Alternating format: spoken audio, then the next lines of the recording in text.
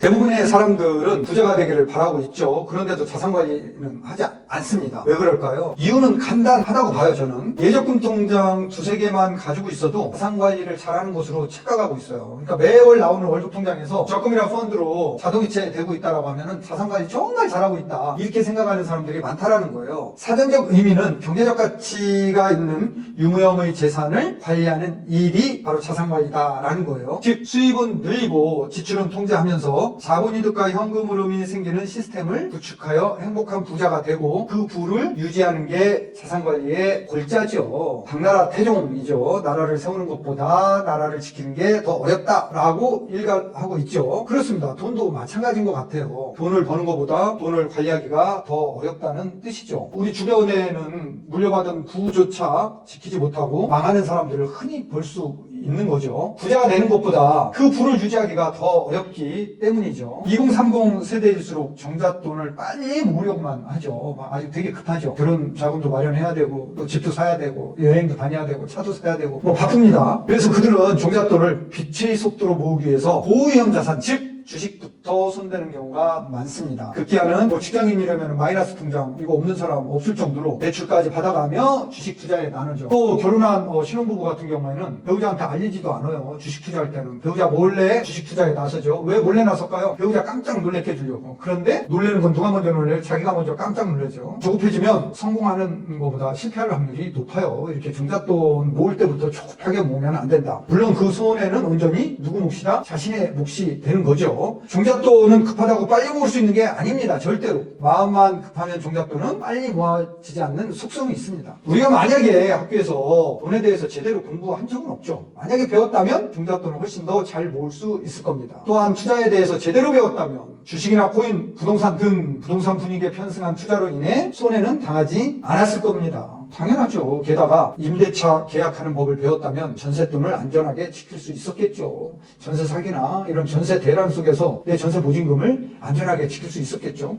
그런데 우리는 지금까지 초등학교, 중학교, 고등학교뿐만 아니라 대학교를 졸업할 때까지도 자산관리에 대해서는 배워본 적이 여러분들 있어요? 없어요? 없다라는 거예요. 그래서 많은 2030 젊은 청년들이 적금을 투자로 생각하기도 합니다. 하지만 적금과 투자는 분명히 다르죠. 적금은 돈을 쌓아놓는 거예요. 적자가 쌓을 적자입니다. 한자로. 돈을 쌓아놓는 거예요. 자, 이렇게 차곡차곡 쌓이는 돈에는 바구니득은 생기지 않아요. 다만 이자만 붙을 뿐이에요. 자, 반면 투자는 주식, 코인, 부동산 등에 돈을 던지는 거예요. 자, 이렇게 던져진 돈에는 자본 이득이 생기거나 자본 손실이 발생하게 됩니다. 그러니까 잘 던지면은 이득이 생기는데 잘못 던지면은 어떻게 돼요? 손실이 생기는 거예요. 그러니까 주식을 모르고, 코인을 모르고, 부동산을 모르고 투자했다가는 어떻게 된다는 거예요? 이거 절단 안 되는 거죠. 지금까지 근로소득으로 벌어서 종잣돈을 2억 만들어 놓은 이 돈 날리는 거는 시간 문제라는 거예요. 사례를 하나 여기서 좀 짚고 넘어가야 될 것 같습니다. 회사원 A씨 내 집 마련을 위해 지난해 12월 얼마 안 되는 사례입니다. 춘천 주공 올림픽 파크 포레온이죠. 아파트 청약에 나섰습니다. 49제곱미터 22평이죠. 전용 면적. 자, 청약했는데 어머나 세상에 덜컥 당첨이 되었어요. 분양가는 한 8억 8천 됐죠. 그런데 당시 아파트 시장 분위기는 비막이었죠. 작년 12월 여러분도 한번 생각해보세요. 12월에서 1월, 2월 사이에 정말 시장 대단했죠. 당첨의 기쁨도 잠시 걱정이 앞서기 시작했어요. 직장 동료들에게 많이 물어봤나 봐요. 계약을 이거 해야 돼? 말해야 돼? 그랬더니 직장 동료들 얘기 포기해라. 지금 부동산 시장이 이런데 이거 너 계약해가지고 손해볼 일 있어? 부동산 가격 더 떨어질 거야. 천천히 사. 이런 얘기를 많이 들었다는 거죠. 특히 전문가들의 2023년 부동산 시장 전망은 10명 중 9명이 아파트 가격 하락을 전망하고 있었다. 급기야 A씨는 계약을 포기하고 마른 거죠. 당시 춘천 주공 아파트 청약에 관한 기사를 이제 한번 보면요. 2구에서 4구제곱미터는 2,061가구 중 40% 미계약. 이 미계약분이 발생하네요. 춘천 주공 29에서 49제곱미터 계약률 60%대 이달 말 무순위 청약 받는다. A씨는 이러한 신문 기사를 보면서 정말 계약을 포기한 거 너무 잘했다. 아주 잘한 판단이라고 잠시 생각했어요. 그런데 계약을 포기한 후 아파트 시장 분위기가 조금씩 바뀌기 시작한 거죠. 무순위 청약 경쟁률은 상상을 초월했고요. 전용 면적 29제곱미터는 무려 655.5대1. 상상이 안 가는 경쟁률이죠. 39제곱미터는 20.1대1. 49제곱미터는 105.78대1 경쟁률을 보였다. 야, 둔촌유공 무소년 청약 최고 경쟁률 전형 29에서 나왔다. 655대 1 YTN 3월 9일자입니다. 자, 이렇게 언론이 시장 분위기를 전하고 있는 거죠. 당연한 거죠. 부동산 공부를 하지 않은 상태라면은 미분양 물량이 속출하는 아파트 시장에서 대부분은 A씨처럼 계약을 누구라도 마찬가지였을 것 같아요. 저는 공감합니다. 포기했을 것 같아요. 반면 평소 부동산에 관한 공부를 지속하고 있었다면 어땠을까요?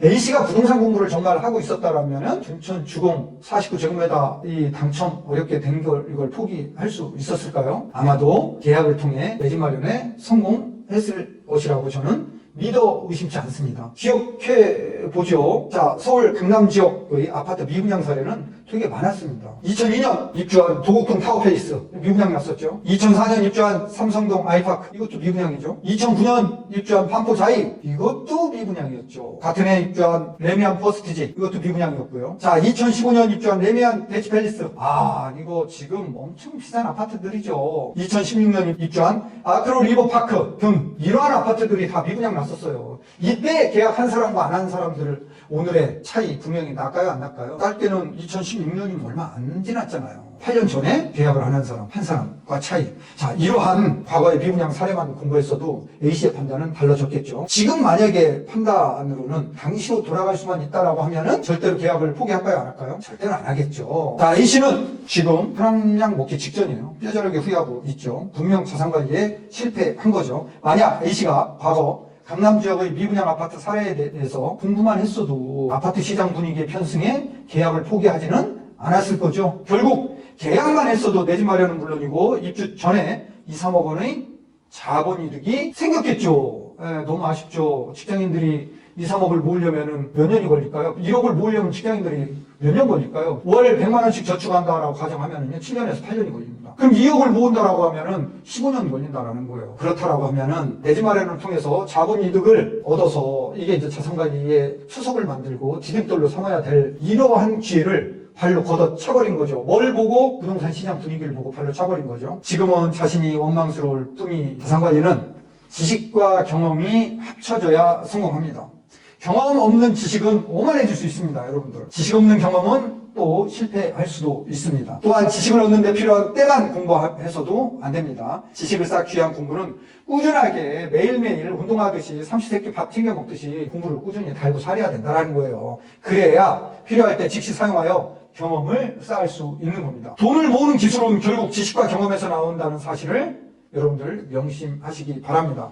자산관리에는 공짜가 없습니다. 종잣돈을 모을 때는 희생을 각오해야 합니다. 작은 목표에는 작은 희생이 따르겠죠. 큰 목표에는 보다 더 큰 희생이 따른다는 것이 세상의 이치라는 거예요. 공부를 위해서는 잠을 포기해야 되고 더 많은 시간을 할애해야 되겠죠. 주경야독 해야 되겠죠. 낮에는 일하고 밤에는 공부해야 되겠죠. 수고 없이 저절로 느는 것은 뭐밖에 없어요? 나이뿐이 없다라는 거예요. 한 살이라도 젊어서 자산관리를 시작하면은 좋을 것 같아요. 그러면 한 살이라도 젊을 때 부자가 될 수 있겠죠. 당연히 내 집 마련하고 부자가 될 수 있겠죠. 자산관리 지금 시작하면 가장 빠르지만 지금도 시간이 많다라고 머뭇거리면 지금도 늦은 것이다. 오늘 영상 여기까지 하겠습니다. 여러분들 자산관리는 내 집 마련에서부터 출발해야 되고 그 전에 이제 종잣돈 마련하는 것부터 출발해야 되는데 우리가 공부 안 하고 서두르다 보면은 성공할 확률보다는 실패할 확률이 크다. 자, 영상이 좋으면은 좋아요, 구독, 주변 사람들한테 꼭 말씀해 주세요. 고부자 TV입니다. 다음 영상에서 또 찾아뵙겠습니다.